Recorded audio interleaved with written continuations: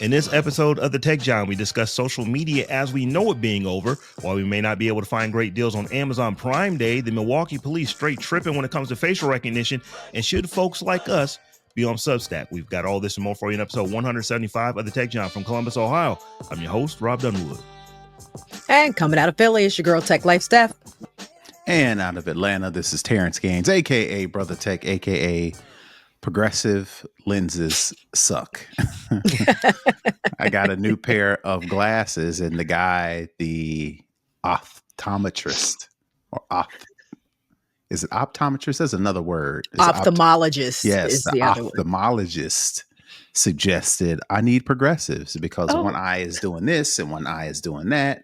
So I'm like, all right, I guess I get progressive. I got them today, and it's like, wait a minute, I gotta. They take a little getting used to, but they're fine. They're I'm like on the screen like this. You ain't got to do all that. Looking around, just move your eyes down. You know, you just lower your eyes. That's all. Lower your eyes. These joints may be going back. I know what you was like though. You was all eyesight. Like this, had your glasses probably propped up, it's like head up, looking down at the screen. I know, but yeah, just keep getting older because it ain't gonna stop. Seriously, I don't like it. It's fine. They're nice. They are. It's just a baby learning curve, and you'll be good. I promise. Like I'm looking through like a fishbowl, and on the ends, it kind of fall off on the ends there. And it's like, I don't know about this. I be making sure my feet is in front of me when I'm walking. It's like, oh my goodness, Terrance is not a young fella anymore, folks. You hear another voice that is giggling hilarious in the background. So this is one of my favorite parts of the show because we have a guest to introduce today. We are being joined by Michelle Jackson from Creators Getting Paid, which is both a podcast and a newsletter. Michelle is obsessed with discovering many of the different ways online content creators are monetizing their brands, and she's especially interested in sharing all of those details with Black and Brown creators. So, Michelle Jackson, welcome to the Tech John. Thank you guys so much for having me. Thank you. And I keep up with tech because of you guys, so I'm fangirling a little bit, but I would not know what was going on if it weren't for you. That's awesome to hear. I love it. Well, we're glad you are a fan of the show. And this is interesting because Steph, we've talked about this before. We always have guests come on, and we oftentimes interview them, and we always give them the option. Would you like to come on and co-host the show with us? And usually when they say, nah, I'm good until I get into the interview. And then no sooner than the interview starts, oh man, if I would have known y'all was going to talk about that, I would have hopped in the show right off the top. Michelle said, nah, she knows how the show goes. She wanted to hop into the show and discuss some of these tech topics with us. So once again, welcome, Michelle. Get in where you fit in. So let's go ahead and jump into some of these tech topics. And the first one that I wanted to kick things off with is a very interesting article over on New Yorker from last week where Mark Zuckerberg, or his title, I should say, Mark Zuckerberg says social media is over. And this is all stemming from the testimony during the FTC's antitrust case against Meta, where Zuck and the crew are ultimately testifying and essentially have made the case that what was once specifically understood as social media, and that's like connecting friends online, has transformed into something altogether different. It's more broad, it's more encompassing. It has a lot more entertainment in it, information consumption, and it now exists within a more crowded environment that ultimately has a bunch of different players. So my question for you guys is that kind of right on this? Is social media today the same thing that it was in the before times, or has it morphed into something different that's ultimately going to let them get off with just a hand smack on this antitrust case? Obviously, social media has evolved. Sure. I mean, none of us can deny that, but it's not gone or dead. Mark Zuckerberg just trying not to get his company broken into little pieces. That's all. And he gonna say whatever he got to say and find some, random statistics to support that. I think in the article it talked about less friend engagement on Facebook and Instagram, and a couple of percentage points each kind of dropped. But I'm like, that's because y'all not showing us our friends' content in the damn algorithm. You know what I'm saying? Like, how about show us our friends' stuff? But yeah, it really just sounds like he's trying to make the case for why his company shouldn't be broken up. Yeah, he's just grasping. It sounds like he's grasping at straws because earlier in the case, of course, I'm an Apple head. So not take offense is not the right word, but I see how he tried to throw Apple and a couple He other did. companies under the bus by saying, hey man, look at their messaging. Their They doing it messaging too. and theirs is They're better doing it than better than ours. us. Yeah. Right. What about our message? Right. So now this week it's all of a sudden ain't no such thing as social media. It's like, come on, bro. Come on. We know what time it is. I often think, though, just as a side note, that Facebook, the platform, could actually go away and they could just focus on the pixel and all the data collection that they've been doing. It's true. So I wonder if there's a little grain of truth in terms of like what they're wanting to do behind the scenes. If they got rid of the platform, they still could deploy all that information in different ways. And I wonder if this is more signaling that he wants to do something completely different with the platform and just get rid of us because we're paying the butt. And so all of the like moderation changes and things like that, maybe once he gets out of this lawsuit, we'll see something different on the horizon. I think two things are true.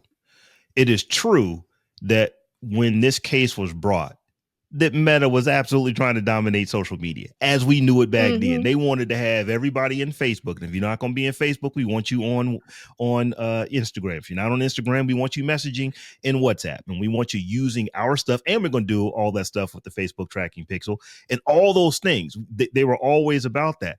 The problem that they had is that they just weren't the best at it. So it still allowed TikTok to exist in a major way. And they're still not. They're still not the best at they're this. literally still not. YouTube really, YouTube is social, but it really does it differently. But Facebook hasn't been able to really encroach on what YouTube is doing with long form. I think they might be trying to do a little bit more of that now.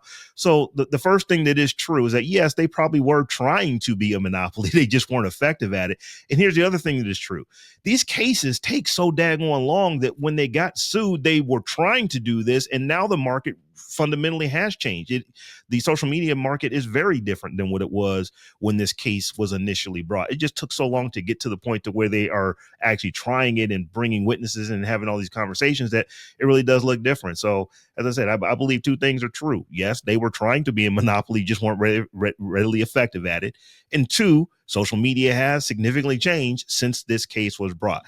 The question is, will they be able to get off on this? Because they will. I think the money he's given to the Trump administration during the campaign and everything else will insulate him in some way. And then two, to your point, Rob, about how long these things take, all this stuff started back in like 2018, well before pandemic. And they were maintaining that Meta has an illegal monopoly in the quote, personal social networking services industry, of which TikTok is not a part. So the idea that you don't classify that you don't classify actual social networks as part of the personal social networking services industry just speaks to the fact that the government has not caught up to whatever is happening in 2025. So I think I think the government is going to shoot itself in the foot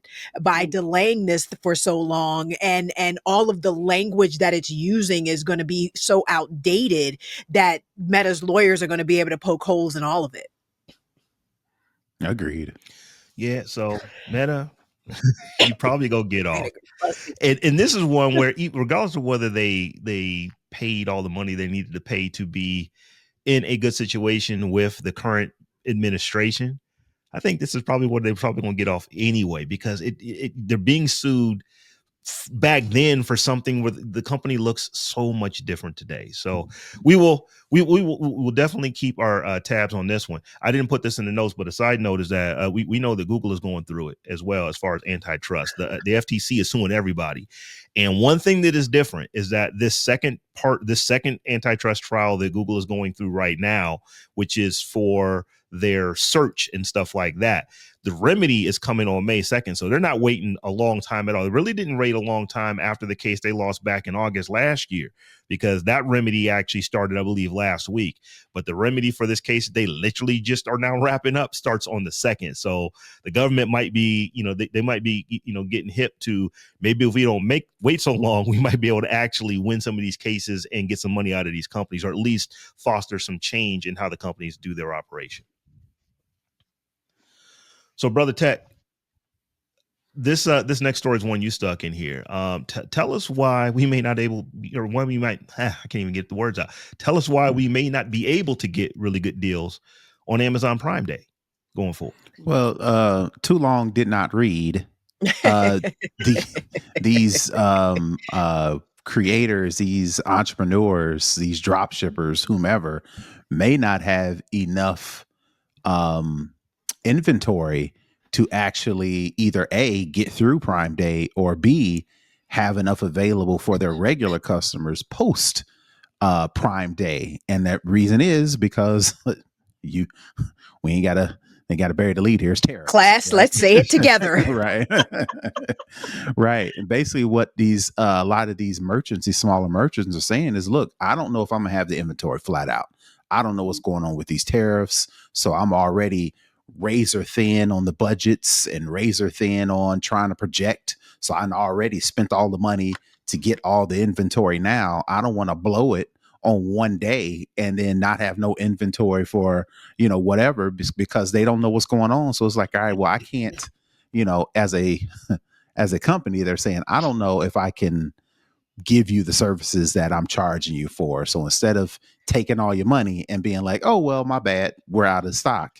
It's like a lot of these companies are making this major decision on not even participating in Prime Day. So I just wanted to get you guys' intake on, now this may be a first indication of folks, quote unquote, feeling it, the tariffs. And I wondered how that's going to go over for merchants and us, because a lot of us, like, we save up our little nickels for Prime Day, and come to find out ain't nothing on sale. How we, the end consumers, going to feel about that? I'd be curious to see how this affects Amazon's bottom line, because Prime Day is huge for them. They've expanded it to do it a couple different times a year, and it is just one of those kind of largest shopping days of the year, honestly, outside of like holiday, Black Friday, and stuff like that. So I'll be very curious to see how much of a hit Amazon takes. I mean, I think for now they're probably fine, but it sucks for these smaller third-party sellers that already were paying. I was reading an article and looking at how much they already pay in fees to Amazon, commission and placement of ads and all this stuff, and to be the recommended product or the flash sale product of the hour or whatever, like all this money that they pay to go into Prime Day now have, all hopefully trying to recoup that, but now having to pull out entirely. And I can imagine for some of these smaller sellers that this is probably one of their biggest revenue days of the year. So it just kind of sucks for them that they have to pull out because of these silly ass tariffs. Mm-hmm. I have a different view on this. I don't think Prime Day was going to do well anyway. I think the mood of the country in terms of the economy is down. And I don't know that there would have been the enthusiasm, even if we had the products. I don't know that the enthusiasm is there to shop. I feel like eggs are still $11.99 in my neighborhood. I haven't purchased a carton of eggs since February. You don't have a Trader Joe's in your neighborhood? No, we do, but I'm going to tell you the story of Trader Joe's. So we have Trader Joe's, and the week before the inauguration, it was $2.99 for a carton of eggs. After a week and a half later, it was $4.99. A week after that, there were mini bottles of Prosecco in there. Okay, no eggs. There was Prosecco, and then there comes a point where I'm like, oh, and I live by 5 grocery stores. It's like I live by a Trader Joe's. I live by a lot of different stores. There comes a point where you're like, you know what? I don't need them. I don't need them that badly. Like, I'm tired of the fluctuation in prices. And if it's going to be expensive, I want them to be good. I'll wait for farmers market season. You know what I mean? Right. I'll get some eggs from Betty the chicken, and I've met the chicken, and okay, fine, they're blue eggs. But I really think that I say this as a Prime member. I'm not enthusiastic about Prime Day. A lot of the products nowadays are weird. Like you see the picture and then you get it and you're like, what is happening? So I'm going to push back and say, I don't know that they would have, I don't think it wasn't going to be a good year no matter what. And so now Amazon could be like, well, the overall mood was bad. So that's part of the reason why the sales were lower. So yeah, one of the other reasons why a lot of these vendors are using it, they're saying it's like, we don't want to have to give yet another discount. It's like, it's all the things that has already been said, plus Prime Day for them is an advertising day. They're not making the same money on Prime Day as they normally would. Now, if they get featured or something like that, they may be able to make it up in volume. But to your point, Terrance, if you can't get additional supplies, do you burn through all of them at a discount on one day of the year or maybe 2 days of the year? Or do you just forego it and let your customers know, hey, I'm sorry that we're not doing Prime Day, but here's maybe a 5% discount or something that is less than what they would have gotten off from a Prime Day sometime after Prime Day, just so they don't burn through their inventory so fast that they ultimately have to shut down or just keep telling people that, we're out of stock, we're out of stock, because they don't know when they're going to get additional stock. So I would hope that most people would say, hey, everything's going on, I'm not in the mood to shop, or I can't afford it. I would hope that's the case, because that would then maybe not force, it would give Amazon more insight on, how they can better support either their customers being the merchants and the merchants' customers being us, but I don't know, man. I think people interest me. And they gonna do what they gonna do. And I feel like Amazon will be just fine. Of course they will, but I do know too that they were, between Walmart, Target, and Amazon, they were part of that whole we're boycotting, blacking out, as well. Target, I think, just got the most publicity, and I don't think as many people are solidly, in the camp of boycotting Amazon, but I think those three retailers have been the target of boycott, so they have that to contend with as well. Yeah, I was listening. I'm sorry, I cannot think of the gentleman's name. Something Blow, I think is his last name. Charles Blow. But he was talking about, like, I think Pastor Jamal Bryant was on The Breakfast Club a week or so ago, and they were asking him the questions about, well, why Target when everybody else is doing this? And Pastor Bryant gave a bunch of very good reasons. But what Charles Blow came back and said is that sometimes, you just have to look at it like this. If you're getting jumped, if you have brothers, or it might have been your mom or your daddy was telling you, if you was getting jumped, pick one. You might take some lumps, but at least one other is going to take them with you. And that's I'm like, right. Yeah, you know what? Sometimes it is what it is. Target is just the one. Are they the only ones? No, it is Target. It is Amazon. It is Walmart. It is a bunch of other companies. But Target just looks especially bad being based right there in Milwaukee. And they made these $2 billion worth of investment that they were going to do, that Walmart was saying, we're going to give y'all $2 billion. These other companies weren't doing it. They're doing what they're doing, but they didn't actually come out and say, we're going to put these programs in place and then snatch them back. They just never put the programs in place in the first place. So not to equate who's worse is bad or who's bad is worse, or however you want to say that improper statement. But sometimes you just got to pick somebody. And Target right now is the one. Target played themselves. They were the appropriate target, pun intended, because they did. They came at us after George Floyd like they was about that life, and then when the shit hit the fan and shit got thick, they didn't stand on business, and people don't forget that kind of thing. Right. And also, they personally, go ahead. No, go for it, Terrance. No, I was going to say they personally, as I guess you got to respect it, because as publicly as they was to come out in the wake of George Floyd, they publicly said, "Nah, we're gonna put the kibosh. Forget it. Never mind. Publicly, like, get out of here. Y'all suck right now, so we don't want to do with y'all. Right? Scram." So I think we kind of took that personal when Target was like, "Scram." As we should. Stop playing with us. Shoot. I think what's really interesting is, you know how each retailer has their demographic that they're targeting, The literally, avatar, right? their avatar. Black women in particular are the target avatar, well That's right. educated, the age range, the income range, everything about Black women matches like point for point the avatar that Target is always looking to work with. So it Mm-hmm. wasn't just that they played it in our face, like I saw many women commenting on. We are literally the avatar that they're wanting to shop there. And we know this. We Right. know this. So I'm gonna be honest, I haven't been to a Walmart. There's no Walmart in my town. It's in the suburbs. I have not physically seen a Walmart because it's not near me. So I go to Target because I live near one, right? Mm-hmm. It matches where I'm living. The fact that they were like, "Nah, you're okay." Like it's just really interesting that they don't understand that we were literally their demographic. There's another product or space where Tesla actually. They got their demographics wrong. So they're upset because they've lost all this business. People won't even get in an Uber or a Lyft that's a Tesla. I was in Chicago a couple weeks ago for Podcast Movement Evolutions. We called it a Lyft. Freaking, it was a Tesla, and the guy apologized. He's like, "Look, Because he My heard it bad. all before. Like, damn, my bad. Heard it all because before. He saw needs one our of those faces." bumper stickers. He needs one of those bumper stickers. Like, I I bought this know. before. I Right. bought this before the election.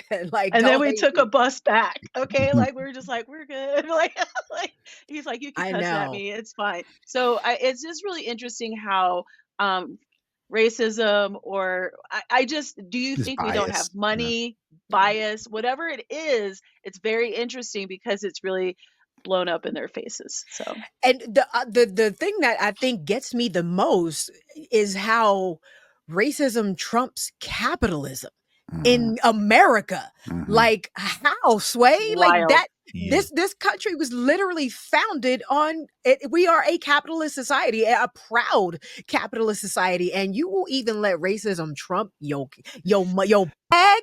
Like, that's wild to Well, me. That is But it's y'all see where the CEO of Target went to Al Sharpton, like he's the one who started the oh boycott, yeah. and basically went, it's like, see what had happened was we didn't realize y'all was gonna stay in no business That with was us like this. right. Can you please turn it off? Can you No, can you buddy. turn it off? No. And this is one that's probably going to be written about in books. I don't know that Target can ever recover. Ever is a long time. I don't see them in the foreseeable future recovering from this. Where I live literally, I'm walking distance to one of the largest malls in Ohio. I'm walking distance to Target. I'm walking. Walmart's a little bit further away. I probably wouldn't walk to Walmart, but all the stuff is right here. And we have a Amazon distribution center around the corner. I literally can order stuff and get it here same day as long as I order before like 1 p.m. in the afternoon. It'll be here by 6 or 7 in the evening. Not most things, many products will. So everything is right here. But as you were saying, Michelle, it's like the demographic of Target is my wife. Like that was one of her favorite stores. We have not been back to Target since this whole thing started. My Target is connected to my gym. Mhm. I go to the gym at least 4 times a week and literally would go to Target every single, because it's right. You walk out the door of my gym and the door to Target is less than 20 feet away. I would go to Target every single time I went to the gym, and without question. Let me see, not even to buy anything. Let me see what's in like something different was going to be there or something new, because they always said something new and different and fun and cute. And you're like, let me see what Target got today, and invariably would spend $50, $100. You know what I mean? Just because you in Target. Yeah, that has all stopped. That has all stopped. Target. How could you forsake me, Target? That's all I gotta say. I was one of your most loyal customers. So maybe conspiracy theory here. I'm putting on my conspiracy theory hat. I haven't heard this one floated around.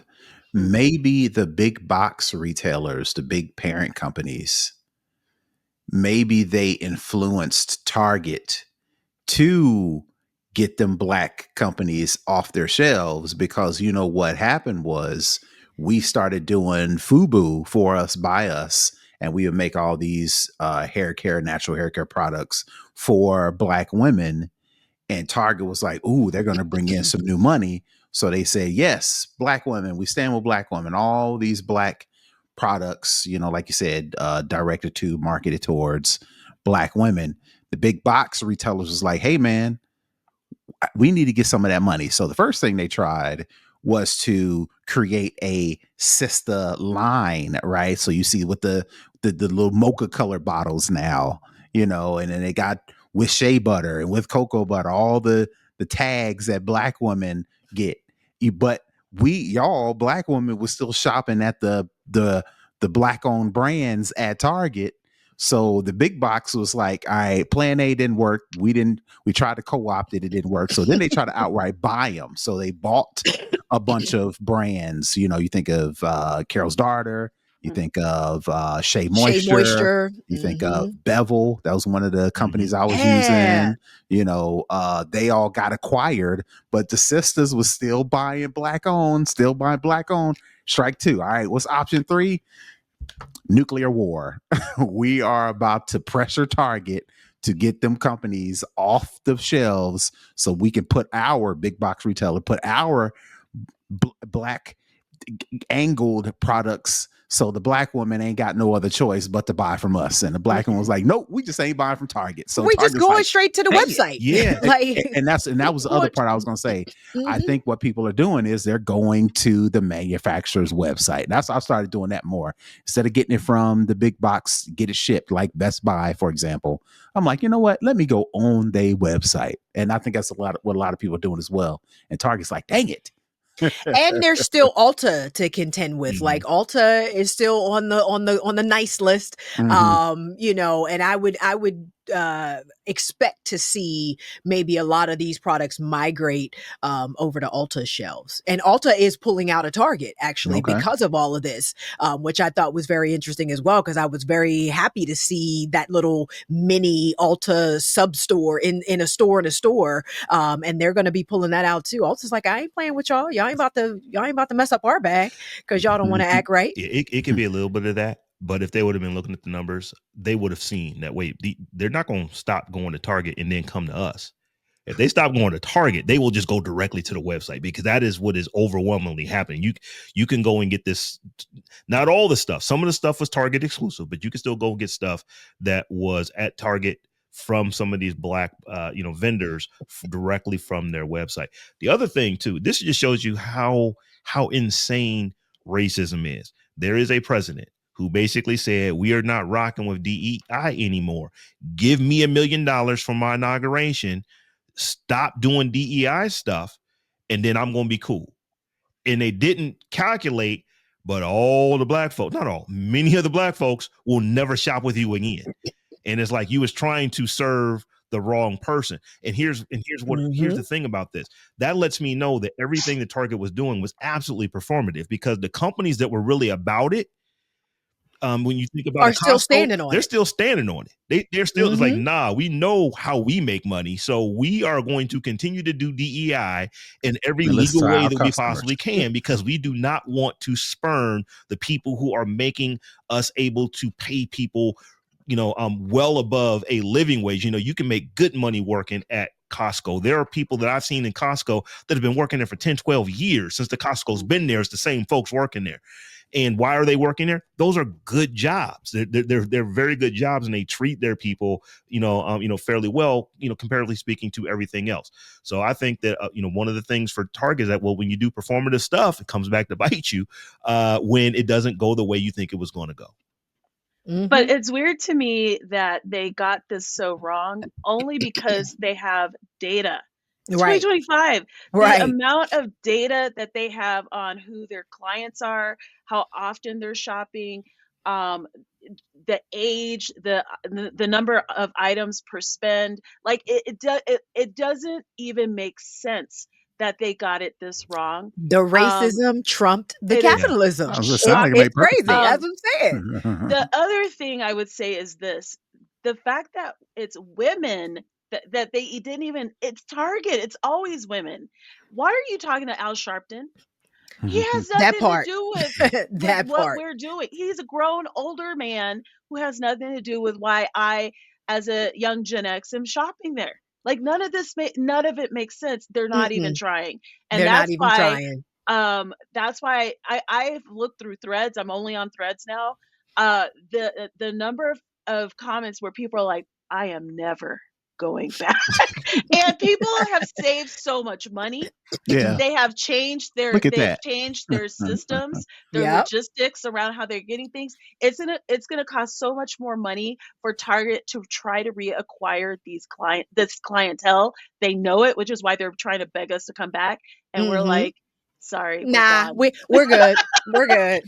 Love it. I'm like, never going back. I love that for Target. Yeah. And something you mentioned, you save money. Look at that. You save money in a downtime. Stop going somewhere. Keep money in your pocket. Look at that. Listen, I saved a lot of money, like I said, because I went to Target regularly. You don't allow Earth to find out that Target is not the only place where you can get Easter clothes and summer clothes.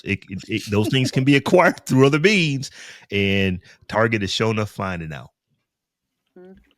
So y'all, Steph, you stuck this next story in here, and I think that more and more people should be listening to the show because we are always on this when it comes to facial recognition. But please tell us how the Milwaukee Police Department is straight tripping on what they want to do with facial recognition. Straight tripping. Well, the Milwaukee Police Department is considering a controversial deal to trade 2.5 million mugshots to Biometrica, a facial recognition software firm, in exchange for free access to their facial recognition technology. This is going to raise the red flags are just flag on the play all up and through because it number one, there is no informed consent to share these photos, and knowing government agencies the way I know government agencies, they're not going to take any care to filter out the mugshots of people that were arrested but not convicted, whose crimes were adjudicated. If there are any minors in that mugshot pool, anybody who's had their record expunged or the charges dismissed, those people's faces are still going to be used in this training system. Right now, it is only a proposal. The Milwaukee Police Department claims they want to be transparent.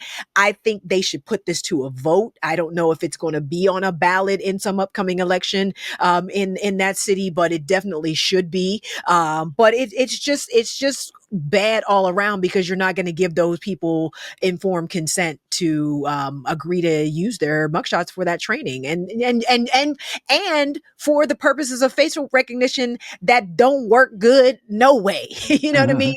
Like we all know how badly flawed that technology is, especially for people of color. And now you're going to exploit people of color's data to use a tool that exploits people of color. I mean, it's insane.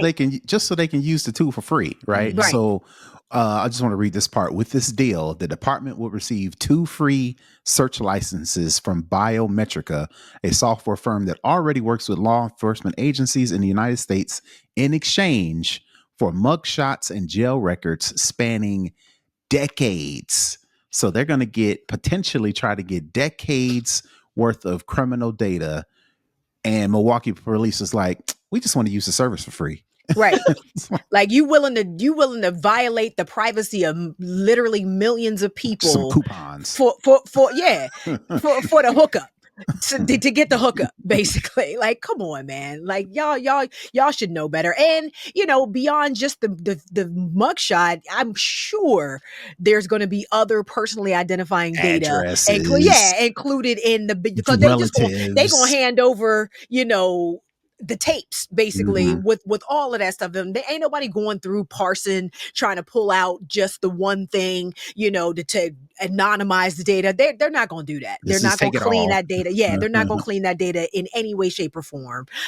Because I just doubt that they even have the manpower and the bandwidth to do something like that. And this company is going to get these people's entire file. Yeah, it's crazy.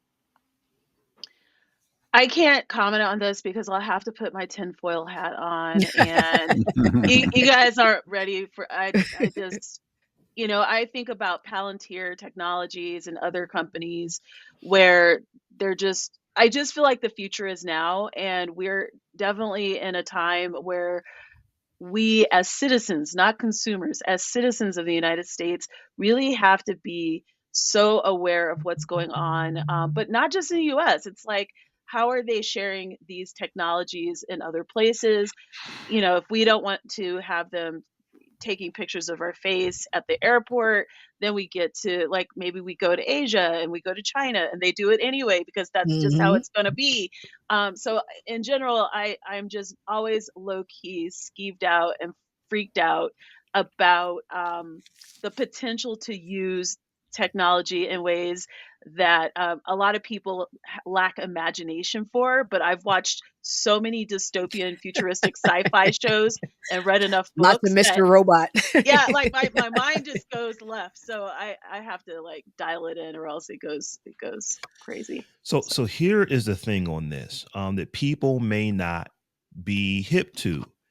The overwhelming majority of people who have a mugshot taken, their fingerprints gathered, and their information put into a system are never convicted of anything. It's not like 50.01% of folks. Right. This is most people who have a mugshot taken are never convicted of anything. Mhm. And that's where the problem is. So let's take this away from the Milwaukee police. Let's say that it is the University of Wisconsin. If they decide, you know what? If you let us use your facial recognition software for free, we will give you all student IDs and their information if we get 2 licenses. That's how you have to look at this. What if what if it was, all the banks in the state of Milwaukee, all of our employees who work here, we have all of their information, and we really want to get hip on this, on the AI stuff that you're doing with facial recognition. So you give us 2 licenses and we will give you all the employment records for all of the people who work at banks in the state of Wisconsin. That's how you have to look at it. And I think the people will really get up in arms, because right now, well, if it's people who have got mugshots, or who are those? Generally, the folks who have mugshots taken are poor white folks, black and brown folks. That's generally the most people, it encapsulates most of them. There's an awful lot of white folks that get it, but it's usually the ones that ain't got a whole lot of money. And then black and brown folks generally, we have a lot of mugshot data in there, so you may not have the alarm. But this is not something that we're going to give you the information about convicted criminals, which is still problematic. Just because you got convicted as a criminal doesn't mean that you lose your rights as to your data being in some system, whether you want it to be or not. But it is, just think if it was like, if you get one of those courtesy cards at the grocery store and they just happen to take your picture, at the grocery store, like Costco, big box store that takes your picture to put your picture on it. And Costco says, you know what, we really want to get hip to this AI. We're going to sell all of it to this company for 2 licenses so we can know who you are when you walk up in here. It definitely sets a dangerous precedent. Yeah. It absolutely sets a dangerous precedent, because, if the price for the technology is just a few people's data, a few million people's data, like, most entities aren't going to have a problem with that. They're not going to see the problem with that. And the general public, unfortunately, still tends to trivialize this kind of thing as well. Because I was looking at the comments on this particular article, and it was very much like, oh no, our freedoms. And I'm like, yeah, I don't think that is the flex you think it is. You know what I mean? Like, trying to ridicule people who actually care about data privacy is not the flex you think it is. And until we get to that point, which I don't think, to your point, Michelle, is that far off in the future, where we are living in a Minority Report-esque type of society, we got to do everything we can to slow that process down as much as possible. And this is one of those things, like, don't let this shit happen. Here's another thing about just the technology for facial recognition. We started the show, the very first episode of the Tech John, talking about this stuff, and we're still talking about it 3 some odd years later. Black women are 100 times, not 100%, 100 times more likely to be misidentified by facial recognition software than white male counterparts. 100 times. So that means a decision was made, because there are municipalities that are using software that they know that if it gets it right for this white man once, it's going to get it wrong 99 times for a black woman. Right. That's what 100 times more means. So, and they're like, yeah, we're cool with that. Let's go ahead and use it. So that right there should eliminate this. If you go and you look at the misidentifications with facial recognition that are being used by the police, in almost every single case, there are not every case, but in most cases, the overwhelming majority of cases is black and brown people that are getting misidentified, and more times than not, it's a black or brown woman that's getting misidentified. Right. Why? Because it's 100 times less accurate for them than it is for white men. So it's just like, Wisconsin, what are y'all doing? What are y'all doing? Wisconsin is technically one of the states that I boycott. Wisconsin is Wisconsin. Right. Exactly. It's like, yeah, just some bullshit. Like I said, I hope this goes to a vote, and I hope that there are organizations in the city and the state that can properly educate the public on what this is, what this means, what the potential ramifications actually are, so that people really kind of get it and can understand it and can effectively push back. I hope that local folks make a whole lot of noise on this, and that they make it a ballot initiative. My gut would tell me, you know what? I don't know if my gut would tell me, because my gut told me other things are going to happen in previous elections, and they clearly did not happen. But I hope that my gut feeling would be right in this, that there would be enough people in Wisconsin or in Milwaukee specifically that would say, nah, this ain't good, even if it's just for self-preservation. And it's like, because here's another thing. It's 100% less accurate, or 100 times less accurate for black women than it is for white men, but it's like 19 times less accurate for white women than it is for white men too. And they still decided to use it. So it is bad all the way around. But y'all, this is the part of the show I've been waiting for. This is one of the reasons why Michelle is here. We've been going back and forth. She uses Substack, and I know we've talked about Substack before, but Michelle uses Substack, so I want to get some of her insights on this. But ultimately, like I said, we have talked about it before. We were talking about it in the context of how some big name journalists have moved over to it. I believe Joanne Reed is over there. Mehdi Hassan has started a whole thing with Zateo. I mean, it's like a whole platform that he has built over there. Jim Acosta's over there. I believe a couple of weeks ago, I think Don Lemon has moved over there. So there's a lot of big name, and that's just a few. There's a lot of big name folks that are over there. But Michelle, you are on the platform and have some thoughts about it. So I wanted to kind of just give the floor to you, so you can give us some game on what is going on with Substack. Well, I feel like it would also be good for you to ask questions as we go along, because I know that there are a lot of thoughts and curiosity around it. I will say I'm actually in the Colorado chapter of NABJ, the National Association for Black Journalists. So I definitely have concerns around third-party platforms hosting or having the kind of information and access to the audiences that a lot of these journalists have, especially given what's going on now. So before we get really into the conversation, I think it's highly concerning. Hamish, who is the owner, is, I think, originally from New Zealand.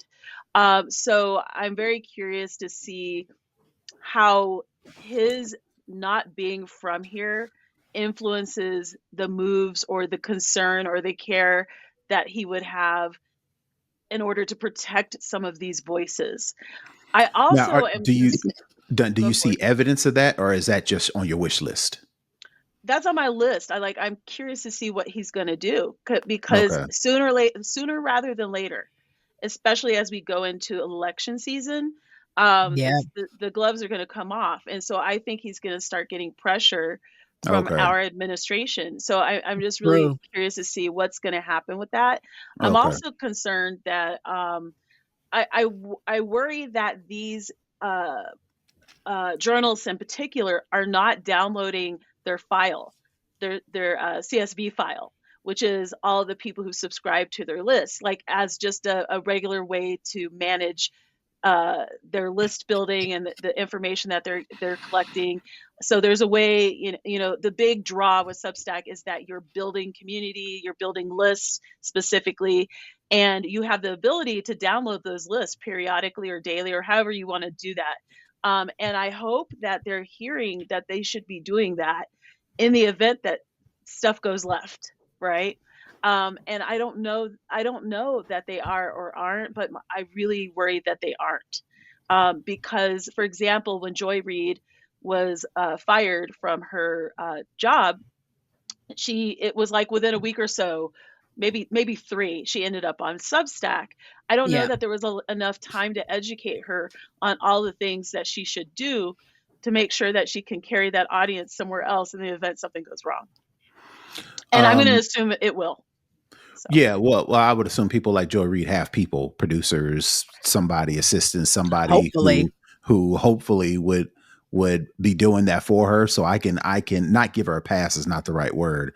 I can see how she could just be like, hey, I'm on Substack now, when all she's doing is just writing up or speaking her thoughts, but she's got people publishing, editing, curating, whatever the case may be. But that's not the case for regular civilians trying to grow something on Substack. But I think about, to your point, Michelle, I think about, Rob mentioned Mehdi Hassan as a Teo, like he has an entire multimedia platform on top of Substack. And it's just like, I think you look at running into the same problem as you did, when TikTok was about to get banned and everybody was panicking and up in arms. Like, I don't know.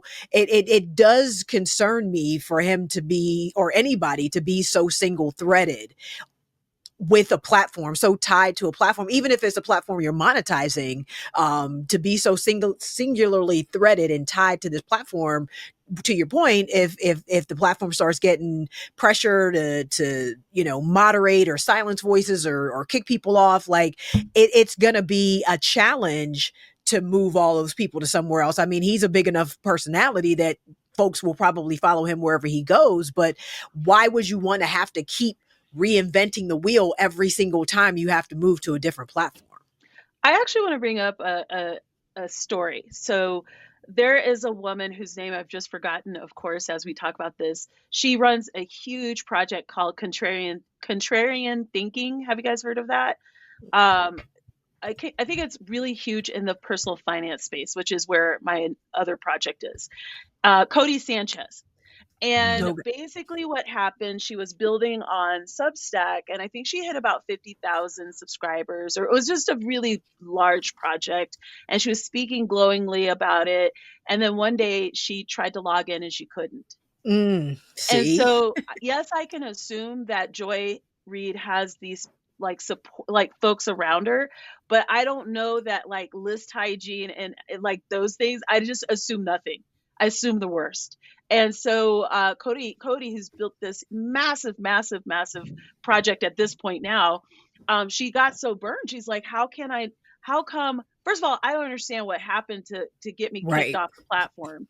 Why, what's going on? What's the communication mechanism? What did I do to trigger this? And ultimately she was able to get her information and move off the platform. Clearly she's not a fan anymore, but after I saw that, in general, with any third-party platform, I'm always a little skeptical, right? Whether it is Substack, Beehive, Ghost, they're a third-party platform. So I actually still have a website. I have a podcast. Like I do other things in the event that something goes wrong. I just assume something might go wrong. And then that way I'm not upset because I don't have access to the people in the community that I'm building. You'll hear people talking about, well, what about the Nazis, on Substack? I'm like, are you still on X? Like, what? Like, are you serious? And they unironically say yes. And I'm like, I'm confusion. I don't understand this. So I feel like all the platforms specific to ownership and who's on there, they're all problematic, and that's going to get worse with time, just given the moment that we're in. And so I do want to like kind of bring that up because that has been a big conversation point, a big talking point specific to that platform. I have fortunately not seen that directed towards me. It doesn't mean I won't.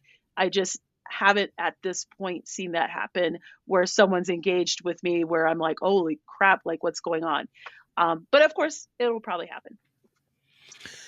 A little cynical. Yeah, I have. I don't want to say that I haven't been a fan of Substack. It's just that I've never really. It's like, well, that's another walled garden. If I'm on social media, because I've been saying this for a couple of years now, Substack every week seems more and more like a social media platform than it seems like a newsletter platform. Now it does have that, so I give it points for the fact that you, in most cases, are able to export your CSV file of everyone who is subscribed to your newsletter. And you could go to another platform. You could go to a ConvertKit, or you could go to ActiveCampaign, or just any email newsletter service provider, import that list in, and then send email out to most of the people that you had before. It will not be 100%. You will lose some people. Some people will not resubscribe. So there's always that. But I've always had the issue that it is a walled garden.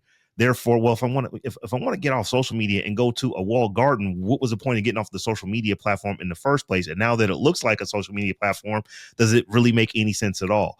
So my question that I wanted to ask you was, because there's a lot of people who are moving over to Substack, and there's still some time for some first mover advantage if you were to go to that platform. Is it okay, Absolutely, in your opinion, that you should look at Substack as just another distribution network for your content? It's just a place where you can put it, because you are going to get some reach over there. One of the things I do like about Substack is that if you put something out, if you put something in notes, anybody who follows you can see it. It's not like it's being algorithmically hidden right now. So what are your thoughts on just, is it a platform that you would recommend people take a look at, or no? I absolutely recommend that people look at it because to your point, it's still on the uptick. So I've done this long enough that I have seen people kind of scale what they're doing because they got in at the right moment, right? Mm-hmm. So Facebook, I think, is what, 17 to 20 years old. I remember when TikTok spun off, like when the algorithm was really set up in such a way that people would get discovered and scaled. So I know people have become millionaires because they were in at that moment. They'd been slowly building on it and it just caught on, or just took off, excuse me. I remember that for Pinterest before they tinkered with the algorithm. I have friends who became millionaires because of that. So with any new platform in those early days, the people who run the platform are incentivized to give us the hits. Do you know what I mean? Like they want to make sure that there's the excitement and energy that people are actually doing well. Like they want to draw people to it. I think though, Rob, you're thinking too logically about what Substack is. And so I think that you're thinking about it kind of wrong. And so I want to share how I am approaching it. So I have a website and podcast, and Substack complements all that. But most importantly, it gets me in front of a ton. It's discoverability. It's a huge discoverability opportunity for tons of people who have similar issues, interests, experiences, or curiosities that otherwise would never find you because they're not going to be on social media. I run a really social media light life. I'm on Threads, and I have no like system for it. I'm just on there, and weirdly, there's a lot of Colorado people like on my Threads, so it's fun for me to be on there with them. But in general, I'm not excited about social media anymore. With Substack, it's really interesting because a lot of these folks are really in their heads. They're very cerebral. They're all about long form content and pictures and being creative. And like, there's a lot of just whimsy still built into the platform and how you meet people. And I've met several people who are subscribed to my Substack already, like in person, randomly, like at things. And I'm like, oh my God, and they're just creeping on you for like a year, and they're like, oh yeah, we've been like hanging out with your stuff for a year, and you're like, what? They've been some of the coolest people I've ever met. I do think the conversation we'll kind of change it and talk about, like, for Black creators in particular, what to think about and consider. But to me, the platform is like a creative's space versus like what what was happening on X and Twitter before I got rid of my profile or whatever, because I am no longer there. Where it was just so cynical, and we're on there, we're getting our numbers, and everything is a sales play. They're very weirdly anti-sales on Substack, like the actual creators who are on there, which I actually think is a bit of a problem if you're trying to monetize. They're truly very creative people. So if you're into long form content, you read, you like pictures, you like books, you like art, you like music, they curate music. Like, it's just a very beautiful space so far. That could change. One of the things that It's a hybrid. one of the things that you when we were emailing back and forth about some of the things you want to talk about, that really caught my eye is there an MLM slant, multi-level marketing slant to Substack? I really want to hear your thoughts on that. I actually think this could be any platform, but I'm going to speak specific to any walled garden, to your point. So Substack has this huge ecosystem. And within the ecosystem, in order to grow, a lot of people, what they'll do is they'll be on Notes, which is kind of like a Threads or a Twitter, and they'll post information. They will share their wins, that kind of thing. And it's like you're top of the tower, and then you've got all these people below you. And then the people below you, if they really love what you're doing, they'll refer you, right? And I have a friend whose name is Michelle. It's not me, but I have a friend named Michelle who is actually at the top of an MLM. I'm not going to say which one. She's amazing. She's a wonderful human, but she's my one friend with a Birkin bag. Okay. So I have watched them build this product that they're a part of. And it's just really interesting because there's this enthusiasm and excitement, and, the other people build you up. And one of the ways I would counter that, and actually I do think it hurts your sales or your subscriptions, is to make sure that you're advertising your work or growing your platform off platform. Like doing things like this, being on a podcast, having a website, having a YouTube channel, like doing media mentions, things like that. Because if you're too in the ecosystem, I think you can get really caught up and go about building your project in the wrong way. So never would I say to people, I have a Substack. You have to think about who the audience is. So the people that I want to subscribe to this project, I never say I have a Substack. I say I'm growing a project called Creators Getting Paid. But with other creatives who are thinking about tools to use, I would say I'm building on Substack. So like being really clear, like who the audience is for what you're sharing is also important. But I definitely think that if you're not careful, you could create like an MLM situation in the behind the scenes of your Substack project, because you're too afraid to do the things that would actually make your Substack healthier, which is doing stuff off platform. That's such an interesting distinction, I think. The language you use there between I have a Substack versus I'm building on Substack. That's a really, really interesting distinction there. I don't spend a ton of time on that platform. I mean, I read the emails I get in my inbox, but that's about it. I haven't really, looked into it as a tool for, anything that I'm doing currently. And, maybe that should change or will change in the future. What would be the case you would make for someone to build on Substack? I would say, real quick, let me piggyback off of that, versus like a WordPress versus like a traditional website. Just want to add those caveats. Okay. So I have a regular website on WordPress, and the content that I put on there would be like evergreen. content. I put my podcast show notes on there. Substack, I feel like, should complement the other stuff that you do. Mhm. Um, it also is a place where you're going to be speaking, hopefully, frequently with your audience. So it's a really good way to hear from your audience members, to connect with people in real time. But if you're trying to decide, should I build everything on Substack, I would be a little hesitant to do that in the event that No, I something, definitely don't yeah. think I'm doing that. I'm just No, I wondering, mean, just in yeah, general, just, yeah. is there value add to adding this to everything else I'm already doing? You know what I mean? Absolutely. So I'll give I'll just share the example of what I do. I think it'll be a little easier just for me to kind of make it make sense to me too. So like I said, I have a website and a podcast.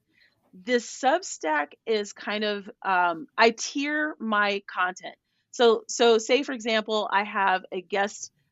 Actually, Robb was a guest on the show, and I would record, say, a video with him, and I would share that with the community members behind the scenes. It's more real time versus long term. That's Mhm. a good way to think about it. And it's all the icing on the cake stuff that people want faster than they would want from a website. The website's insurance. The Substack would be, how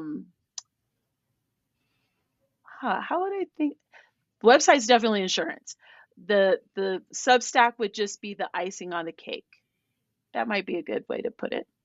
It's like all the delicious. If it was pho, no, I'll give a different example. If it was pho, it's all the delicious accoutrements, like all the Right. extra stuff that makes it really good. That's Substack. So Okay. that's where you can play around.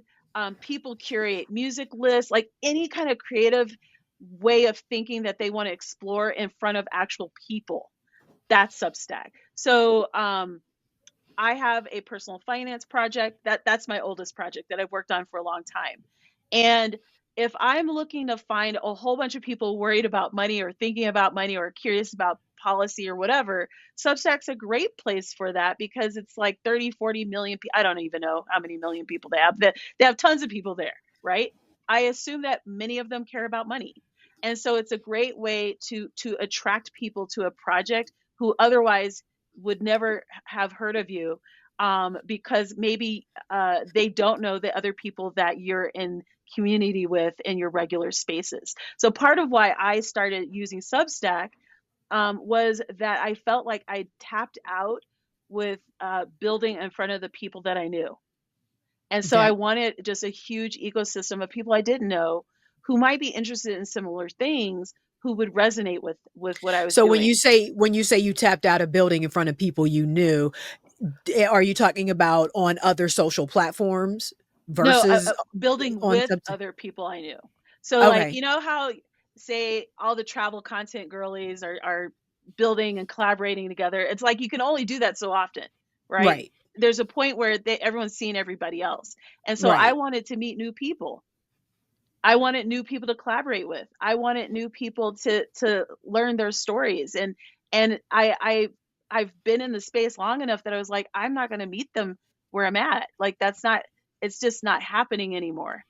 So Substack has been a really good way to meet completely new to me people who are very interested and excited about the work that I'm doing, but the people might not necessarily, they might not know that they're on Substack. That's the other thing. This is why I'm saying it's really important to think about like how people engage with the creative content you're designing. I'm not telling the people who are sign up for my Substack, because you'd have to educate them on the tool. I don't want to do that. I just want them to get into creators getting paid. And so Right. that's a totally different like way of thinking.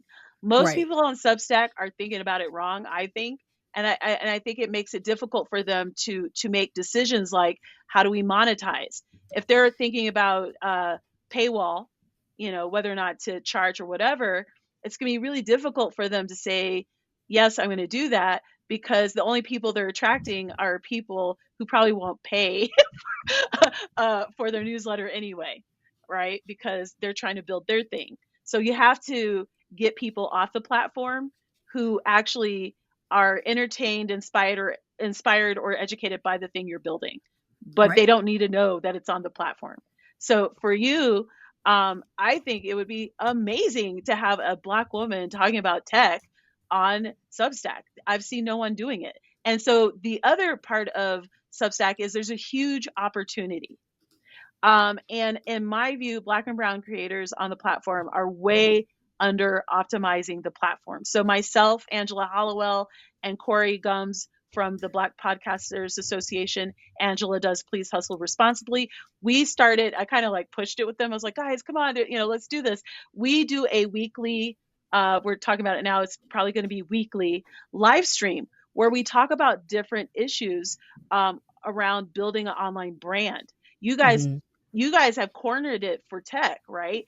There's no one on Substack as it ramps up, as these different things are being introduced. There's no one talking about the things that we're talking about. So I'm like, this is our moment to really be like, hey, we're experts in these things, or we can bring people in who are to talk about these topics that you care about. So I feel like there's just a huge, huge opportunity to optimize the platform, especially if you're Black or brown, because we're way underutilizing it. We're on there and we're doing cool things, but I think we can do more. So let me ask you, and you probably spoke to some of this in some of your previous answers, but just a kind of a direct, what would you say the difference was between being a creator who utilizes Substack versus being a content creator on like a TikTok? Or just being a content creator in general, like somebody that has a YouTube channel or something like that. I'm just trying to get to sort of I know it's probably not apples to apples, but sort of an apples to apples comparison between what Substack offers and these other social media platforms. Well, I think for one thing, Substack's great for Gen X. It is a great platform for Gen X because we can do long form. We can do audio, we could create a video, like we can kind of show up however we are energetically in the creation of the piece. So with TikTok, you have to do video. That's it. It's a video platform. Right. For me, I stopped using TikTok in 2023. I just never had the enthusiasm from the creator perspective. Like I just didn't want to deal with it.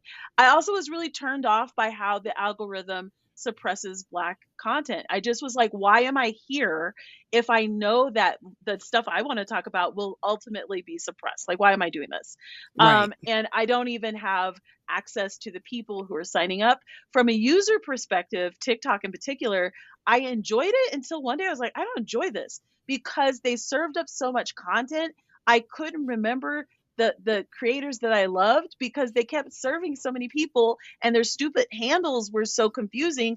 I couldn't remember who I liked. Like it was just really hard to figure out how to find the people that I liked. Right. So it was just a really bad user experience over time. So I think from that perspective, I was just like, I don't enjoy this. Instagram, like how many pictures do I want to take? I don't, okay. I mean, I like taking pictures, but I got tired of the algorithm play. Currently, what I will say is this. I've noticed that I've noticed that content on Substack shows up on Google. So I have posts that I have put on Substack that show up on Google and I'll do like random searches and my posts pull up. So that's one thing. The second thing is, in the ecosystem, your content just lives there longer. So I've done live streams with Corey and Angela. We have people still responding to those live streams weeks later, not years later, weeks later. And I'm like, wow, like they're still, getting in front of that. I can backlink similar to a website or a blog. I can backlink to the other content that I've created. So that's a nice way to make sure that there's longevity in what I'm doing. So I feel like there's a lot of opportunities to optimize the tool. I just want people to not get in their heads about we're on Substack. I'm like, you are, but Substack could like kick you in the nuts. And then the next thing you know, Substack is not the Substack is not the product. Your product is the product. Exactly. That's a bar. Exactly. That's the perfect way to Substack is the tool. Yeah. Exactly. And so I feel like my cynicism at this point, I've just been burned too many times. But I think it's wise to be a little cynical about it, because you'll move differently with what you're doing on the platform. I enjoy it, but it's not the end all. Yeah. So this is the Tech John, and one of the things we do here on the Tech John is we talk about tech, but we talk about how it affects and disaffects Black folks. So what are things? The last thing I'm going to ask you about Substack: are Black Substackers making the same kind of money that our counterparts are making on this platform? So I actually recorded a podcast episode about this, and I have noticed that there's been a lot of conversation around the that's me. There's been a lot of conversation around this topic, and people are saying we feel like we're not making as much money as we're seeing other people make. And I would say that is definitely, I'm sure, the case, because that's on every platform. Like, it's not even, it just is the case that people are likely making less. However, there are some things I do want to bring up, which is when I was recording that podcast episode, I was looking at like their top 100 lists for several of the different categories. And we are not showing up in every category. I don't know why that would be. Like, maybe there aren't as many people creating in certain categories. Culture was actually the category with the most Black creators. Sounds about right. Showing up on it. And I'll say from the diaspora, I don't know where they're all from. Okay. But culture was the one where I really noticed like the most folks there. My friend Danielle Desir, she runs a wonderful project called Grants for Creators. Again, she doesn't call it Substack. It's Grants for Creators. She's in the top 100 in, I think it's business or education. She's probably number 44 or number 45. She's doing really well with hers. So there are some thoughts I have about this. I think, one, we are probably as creators thinking that we should focus heavily on paywalls. And I actually think that's a disaster, because if that were the case, I would have just quit being on Substack. You're just not going to, it is my view that Substack doesn't convert as high a percentage as on other platforms. So you have to think about other ways to monetize on the platform. So if people are only looking for paywalled subscribers, they're not going to make money. But the conversation is always around paywalled subscribers. So if people are doing courses, events, affiliate marketing, books do really well, because these people love long form content on that platform. Courses, things like that, those do really well. And it's interesting because blogs feel more static than the way that Substack feels, because it's a little more dynamic in terms of how you're communicating with the people who are on your list. So I do think we're getting paid less, but I also think that, like, just like with every other platform, the conversation around how to better monetize is not being had in the way that it needs to be to help people do better. Interesting. I have one last question. What do you say to people who have subscription fatigue? I feel like when we are designing content, it has to be good enough for people to either pay monthly or a flat annual fee. That's the option currently. Or you could buy other things. You don't have to subscribe. That's why I monetize my free part of my list. So I would say maybe the creator is at fault a little bit, because they're not providing opportunities to help their audience member or entertain them, whatever they're doing, in the free part of their newsletter or Right. their list. In terms of subscription fatigue, it is there. It's real. That's why there are annual options. There's also, you could do buy me a coffee. Like, you can provide opportunities for people to support you in the way that feels comfortable for them, which is why I say don't get so in your head about monthly subscriptions. Also, there's a creator, this is really interesting. There's a creator on the platform who has decided to push people towards annual payments. So what she's done is the monthly is $97, but the annual is like $120. So it's so obvious that you should just pay for the annual. And I've been thinking very seriously about that. I'm like, maybe that's how I should do it. The reason why I have a paywall is that there's some conversations that should not be had in front of the paywall, especially with the people that I am interviewing and speaking with. And so I want to make sure that I have a safe space for the people that I'm in community with, but also the people that I'm bringing in front of my community. So it's like the cookout. Not everyone's invited. Right. And I feel very comfortable and confident about doing that. But if people are dealing with subscription fatigue and they're communicating that to the creator, it's the creator's job, if they're wanting to earn income, to think about, okay, I'm hearing this feedback. What does that mean on the front end of this project? And so I think it's actually a different conversation. Fair enough. Well, we have learned a lot more about Substack. Believe it or not, we used to put our after party, which you're about to start doing here in a few minutes, on Substack. Maybe we should go back to doing that. I don't know. I think I probably need to show up. We need to show up on Substack in some form of way, because there's a lot of folks over there. So that's something we'll do. Michelle, thank you so much for coming and hanging out with us. Definitely. And thank you. Dropping all these nuggets at the end of the show, and then opining with us during the show. I want to give you the opportunity to go first. Tell folks how they can get at you.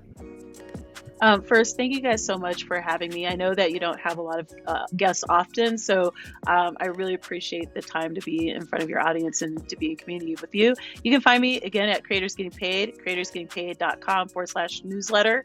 I specifically interview Black, Brown, and a few, not many, allied content creators to learn how they're monetizing their online brands, what they're doing. I have learned through that project that we actually think about monetization differently. I've observed it, so it's a lot of fun, and that's where I'm at. You can find me on Spotify, obviously, at the different podcast players as well, for Creators Getting Paid. Take Light Steph. Tell folks how they can get at you. Well, thank you very much, Michelle. I thoroughly enjoyed this conversation. I need to go back and rethink my content strategy on a number of platforms and things. But folks can find me all around the web at Tech Life Steph, or you can sign up for my newsletter on my website at stephaniehumphrey.com. And you can find me all over the internet at Brother Tech. That's BROTHATECH. And I am at Robb Dunewood on all the things. I'm also at the Tech Job, the Tech JAWN on all the things. So come holler at us, have you holler. And until we meet again in a week's time. Peace.